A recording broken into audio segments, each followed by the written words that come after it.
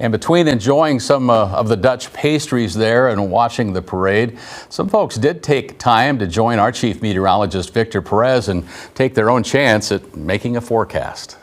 So I'm here at the Orange City Tulip Festival with our meteorologist, Olivia Haight. All right, Olivia, what's the weather going to be like for the festival? Partly cloudy, but a little sunny. You think it's going to be that the whole time, or we're going to get a little bit warmer and better? A little better. Rainy. Maybe rain meatballs. Yeah. I think it'll be cloudy with a chance of meatballs. Probably a big sandstorm. I think it's going to be rain, cats, and dogs outside.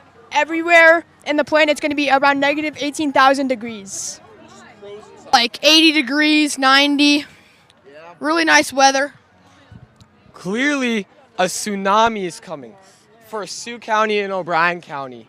Everyone has to evacuate the festival. And they have to evacuate to Orange City, Iowa. Not over there, no. To Orange City, Iowa.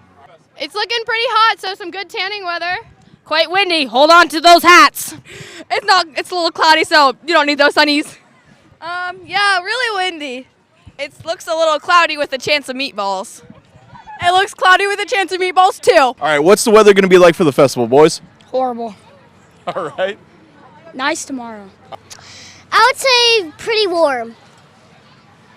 Right now it's like a little windy and gray, but I think the rest of the week is going to get better. Come on down to the Tulip Festival.